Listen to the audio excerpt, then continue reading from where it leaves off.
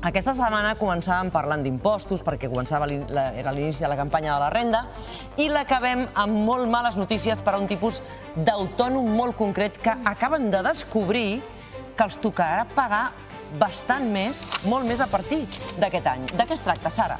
Doncs mira, la notícia seria que el govern espanyol ha pujat pràcticament un 43% la base mínima als autònoms societaris i col·laboradors, i això es tradueix en una pujada de la quota a la Seguretat Social de fins a 135 euros al mes. Quina barbaritat. Aquesta mesura ha agafat, com deies, per sorpresa el col·lectiu i afectarà sobretot les dones i l'àmbit rural on hi ha moltes empreses familiars. La pujada, calma, no afectarà les quotes de la resta d'autònoms que quedaran fixades tal com estaven. Ara ens ho explicarà l'experta, però què és un autònom col·laborador? Centrem-nos una mica. Doncs els trobem sobretot en negocis familiars. Posem un matrimoni, per exemple, que regenta la botiga de queviures del poble, per exemple.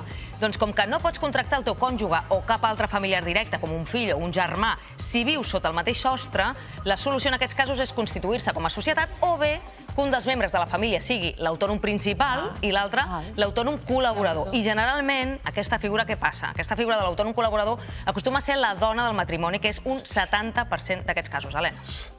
Ja està, ja hi tornem a ser, les dones, una altra vegada. És que estan tan... Bueno, a veure, anem a parlar ara amb Marta Sánchez Ugart, que és presidenta de l'AUTCAT, l'Associació d'Autònoms de Catalunya. Bon dia, Marta, benvinguda. Moltes gràcies també per atendre'ns en relació amb tots aquests dubtes, aquestes preguntes. A molts espectadors això els hi ha vingut de cop i de nou. Ens pots explicar exactament com són aquests autònoms societaris i els familiars col·laboradors? Doncs els autònoms familiars col·laboradors, com comentàveu, són aquells autònoms que col·laboren amb el titular del negoci, però per conviure amb ell no poden estar contractats pel règim general, sinó que han de tenir aquesta figura d'autònom col·laborador. Clar, autònom col·laborador. Aleshores, jo m'estava preguntant, entre un matrimoni que té la botigueta, ara que els hi pugen aquests autònoms que poden arribar a pagar 435 euros d'autònom, seria això? Poden arribar a pagar 435 euros. Fins ara estaven pagant 300 euros i els hi puja 135 euros al mes, uns 1.424 euros anuals. 1.400 més anuals. Fins a quin punt, perdó, però estem afavorint que un dels dos, que sigui col·laborador, que és la dona normalment, una altra vegada, acabi treballant amb el marit en negre. amb negre, Destranquis. allò, destranquis, no, mira, és la meva dona que la tinc aquí que m'està ajudant si tingués una inspecció, Sense cotitzar. sense cotitzar, i que el dia de demà aquesta senyora es quedi absolutament desemparada. Com tantes dones, mares, àvies en el nostre país ha passat. I encara en vivim les conseqüències. Totalment. A més, aquí hi ha un problema de fons i és que ara ja fa 3 anys que estem amb rendiments reals i l'autònom cotitza pels seus rendiments reals. Això es va posar en marxa al gener del 2023. Quan han passat aquests 3 anys, des de les associacions d'autònoms demanem que es revisi, que es vegi si s'està fent bé. Hi ha moltes mancances, hi ha molts errors en el càlcul de les cotitzacions i, a més, hi ha prestacions que venien lligades a aquestes cotitzacions amb bases de rendiments reals que no s'estan posant en marxa. Prestació per cessaments, prestacions per majors de 52 anys, prestació de lactància. Llavors, el que vam demanar és aturem això, proposem una reforma integral del treball autònom on realment es tinguin en compte tota la diversitat que hi ha dintre del col·lectiu i tirem endavant. I aquí el govern ens l'ha intentat colar perquè això s'ha aturat, es van aturar les quotes, nosaltres hem presentat la reforma, a més, molts agents polítics, molts partits polítics l'han recolzat i l'han presentat al Congrés, però s'ha colat com aquesta part de l'augment de les cotitzacions dels col·laboradors familiars, havent aturat tot l'altre, no? Llavors, no, hem d'estudiar bé tota la proposta, hem d'estudiar bé tota la reforma que nosaltres hem presentat i tirar-ho endavant en condicions òptimes i no sempre fent mal al petit, al que està baix i, a més, en aquest cas, a les dones, que és que encara fa més mal, no? Perquè sempre són les que surten malparades. Clar, ara, de forma immediata, penses en la petita botiga, el petit comerç, allà on hi ha aquest matrimoni que treballen de tota la vida. En aquella botigueta, Però és que estan tancant totes les botiguetes. És que Catalunya era un país de botiguers, però pràcticament ara, cada vegada, això costa més tirar endavant un d'aquests negocis. I hi ha molt entorn rural, també, perquè hi ha molta dona a l'entorn rural que no... Penso, per exemple, amb la botiga de queviures dels pobles. Aquella botiga de queviures d'un petit poble rural que mantenen un matrimoni. Què passa aquí? Doncs ja està. I a més ens podem trobar en la situació de que el marit que regenta el negoci i que és el titular, com que està cotitzant a rendiments reals i ja s'ha demostrat que el 65,5% dels autònoms catalans estan per sota del salari mínim interprofessional amb els seus rendiments reals. Però aleshores hi ha una cosa, jo no ho entenc. Ara resultarà que la dona que està ajudant o que està col·laborant amb el negoci tindrà una cotització més alta que la del marit. És que és alguna cosa... Jo crec que en aquests moments la nostra audiència, que està veient aquestes imatges dels bars, dels comerços, de les botigues... Que botigues... t'identifiques molt. No ho sabien, això. Gent que ho esteu veient ara i us estem informant i no ho sabeu. No sé si teniu algun dubte, alguna pregunta, la podeu traslladar a la Sara a través del WhatsApp. Però, clar, de quants autònoms societaris i familiars, col·laboradors, estem parlant? Quanta gent es pot veure afectada? A Catalunya som entorn uns 570.000 autònoms i s'estima que els que poden estar afectats per aquesta mesura són sobre uns 200.000. La meitat, pràcticament la meitat. I quan s'hauria d'aplicar aquesta mesura? Aquesta mesura es posa en marxa ja el 2026, però la trampa és que la regularització de les quotes es fa l'any vençut, vull dir, quan s'acabi el 2026, Hisenda comunicarà a Seguretat Social els rendiments reals que ha tingut l'autònom i les situacions dels autònoms col·laboradors familiars. Llavors, en el gener del 27 els hi arribarà la carteta de que han de regularitzar i pagar aquests 1.400 euros de mes. Per tant, s'està aplicant ja. Ara mateix, ja paguem o no, ara s'està aplicant. Llavors, quina possibilitat hi ha de revertir això, si ja s'està aplicant? Hi ha marxa enrere? Jo entenc que sí, que ha d'haver-hi marxa enrere, perquè és que, a més, no té sentit que si hem aturat Vull dir, la nova cotització dels autònoms es va posar ja en marxa. Sí. Es va quedar que als 3 anys s'havia de revisar per continuar amb els increments. Es paralitza aquesta revisió perquè es detecta que hi ha moltes mancances i el que no pot ser és que si això s'ha parat, ara hi hagi una part que s'hi tiri endavant. Vull dir, ho hem de tirar endavant tot i tot en condicions. Aquí ens han volgut colar una part de la reforma i la reforma comporta moltes més coses. Per exemple, el que parlàvem de les prestacions socials. Vull dir, aquesta senyora, si té més de 52 anys i es queda sense feina, no pot cobrar la prestació de majors de 52 anys, com qualsevol altre treballador que es queda sense feina. I està cotitzant per ella, perquè ja veiem que està cotitzant 435 euros al mes, però no té dret a la prestació de majors de 52.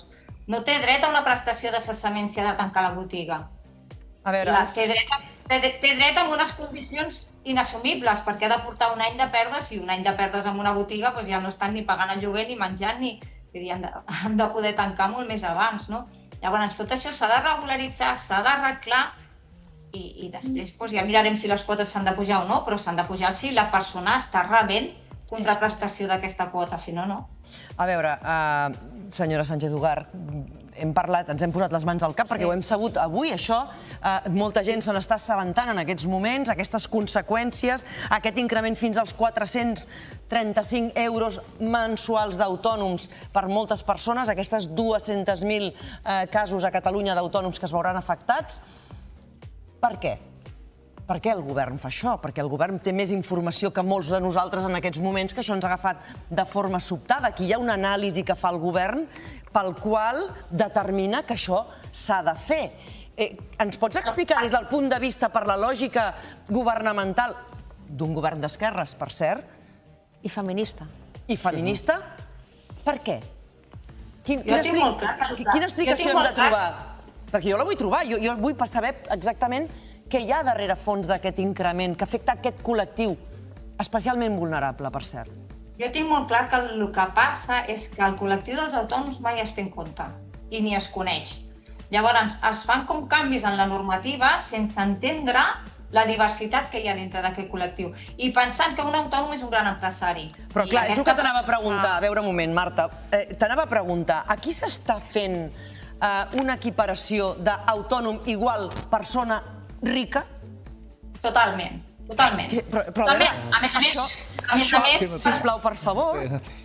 Sí, a més, per part del govern hem escoltat crean més estan forrando, vull dir, hi ha una presumpció de culpabilitat, hi ha una presumpció de que l'autònom és un empresari, quan realment, com us comentava, el 65,5% dels autònoms de Catalunya estan per sota de l'SMI, ara que tributen i que cotitzen, a rendiments reals, vull dir que ja està comprovat el que guanyen, ja està demostrat.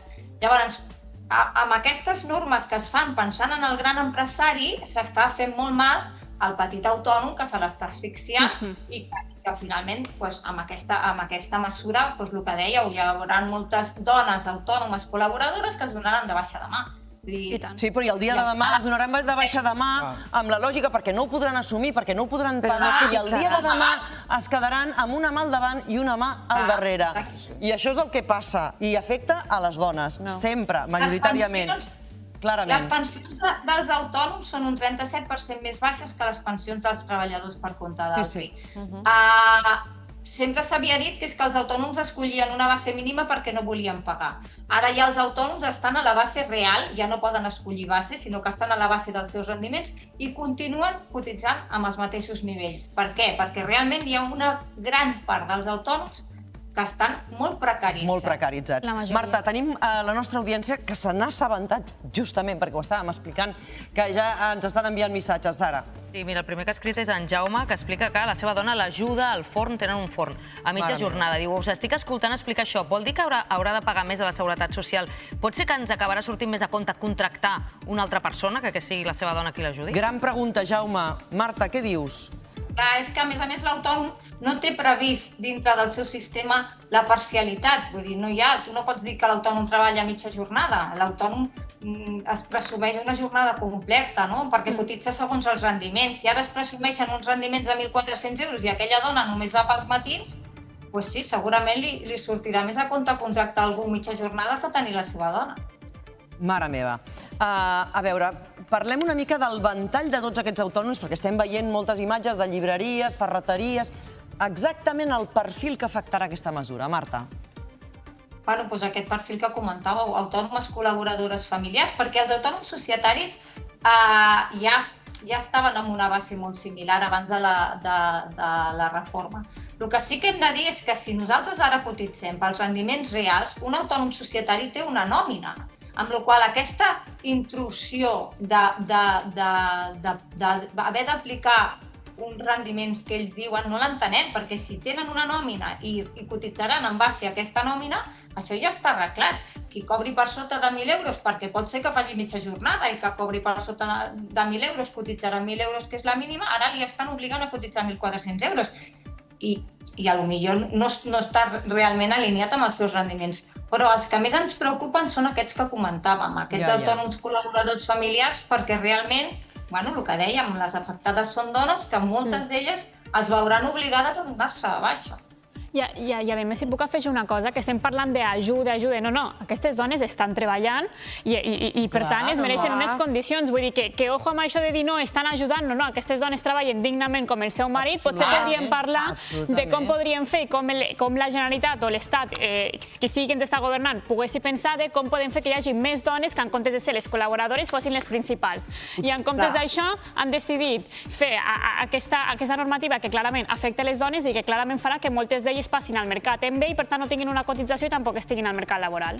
Però perquè entengueu que realment es fa des de la desconeixença del col·lectiu, ens queixàvem fa uns mesos d'una altra afectació contrària a aquesta i és que aquells autònoms col·laboradors que el 2022 estaven en una base de cotització molt alta, per exemple, estaven a 2.500 euros, que no tenen nòmina perquè la nòmina i els rendiments els està tributant l'autònom titular del negoci, però en comptes de ser una botigueta que té pocs ingressos, és una botiga gran que té molts ingressos. I la dona, que habitualment són dones, estava en una base de 2.500 euros.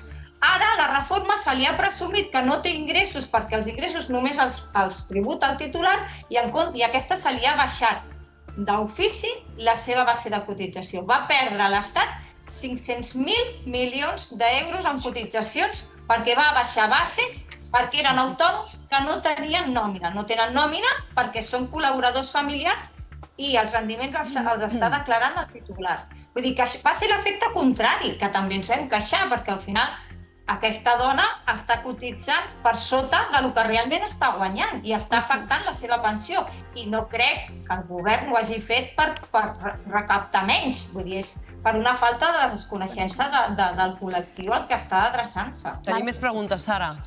Sí, vaja, sí, és una pregunta una mica crit desesperat també, però si acabem una pregunta, i és un altre cas d'això que diem del negoci familiar, és l'Eva, que diu que el seu marit té una autoescola petita. Jo hi treballo d'administrativa. Diu, cada cop ens ofeguen més, ja podem tancar la barraca. Algun consell podem recórrer d'alguna manera?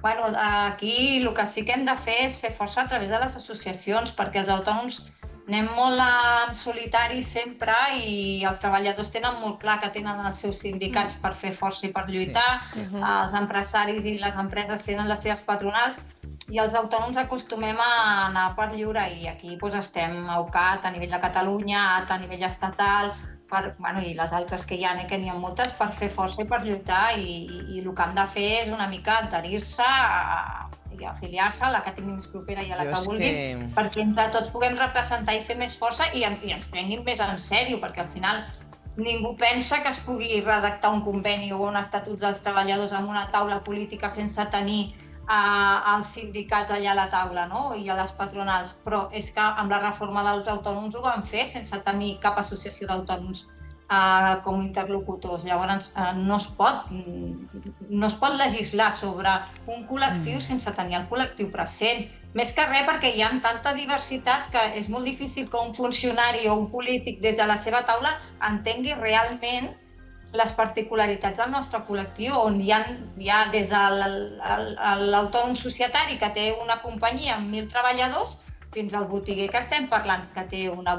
I són autònoms els dos, però clar, hi ha un ventall de diferències entre un i l'altre molt gran i no es pot legislar adreçant-se igual al col·lectiu. Com si fos homogeni, perquè no ho és. Què diu l'Olga, Sara? Me n'estan entrant a mesura que anem parlant. Home, no m'estranya. És que afecta totes les persones que estem veient. En Manel diu, soc autònom d'una SLU, diu, quan em vaig casar la meva dona va passar d'assalariada a autònoma, sent pitjor per ella i per l'empresa. Diu, si ara volem tenir un fill, quin escenari es planteja per la seva incorporació després del part? Una jornada reduïda no es contempla, no? Aquesta és una pregunta. Després l'Olga, que fa un element més enllà d'aquests autònoms col·laboradors, explicant que considera que és molt injust tot plegat. Diu, el meu fill és autònom, té 3 pagadors i ha de pagar 1.200 euros de quota d'autònoms, quan si només fos un pagador no hauria de fer la declaració. I només estan damunt dels mileuristes, dels autònoms del nivell més baix. És una vergonya. Que fort aquest cas també, Déu-n'hi-do, Bueno, és una mica això, que com que es fan normes pensant en un col·lectiu homogeni, s'acaba penalitzant a la part més baixa. I a més la part més baixa dels autònoms Per això em pregunto per què, per això em pregunto com pot ser, per això em pregunto com és que no s'ha pensat en aquesta part més baixa, que és la part més vulnerable. Costa d'entendre. En el cas de la família que preguntava, que si tenen un fill a partir d'ara, què passarà? Jornada reduïda? És que és el que parlàvem, la parcialitat dintre del col·lectiu d'autònoms no està prevista. No està prevista. No està prevista perquè tu cotitzes pels teus rendiments. Ara, si t'han d'imposar un rendiment mínim de 1.400 euros, doncs clar, aquest serà a partir del qual comences a cotitzar. Doncs no sé vosaltres, però si circules pels barris, els pobles petits, aquell petit comerç que ja fa molt de temps que és evident que està agonitzant. I sobreviu. I sobreviu perquè totes les botigues de petit comerç està tancant, cada vegada veus més lluat. Local en lloguer, això pot ser l'estocada final. Potser per un tipus de... I moltes triguen més en tancar perquè no tenen res on agafar-se, perquè hi ha molts autònoms que estan morts, vull dir, que estan allà a la UCI, els tenim allà en vegetal i només falta... Però no tenen una prestació per cessament, no tenen una prestació per majors de 52 anys. Aquesta gent, quan tanca el negoci perquè ja no pot més, no té res que cobrar, no pot cobrar res. La prestació per cessament, en el 60% dels casos, ve denegada perquè els requisits que s'han de complir són impossibles. Veurem amb què acaba quedant aquesta mesura, també de la resposta que hi hagi per part de tots aquests autònoms afectats, que són moltíssims, 200.000 a Catalunya. Marta Sánchez Ugart, presidenta de l'AUTCAT, Associació d'Autònoms de Catalunya. Moltes gràcies per haver-nos-ho explicat, perquè ens ha agafat per sorpresa a primera hora del matí.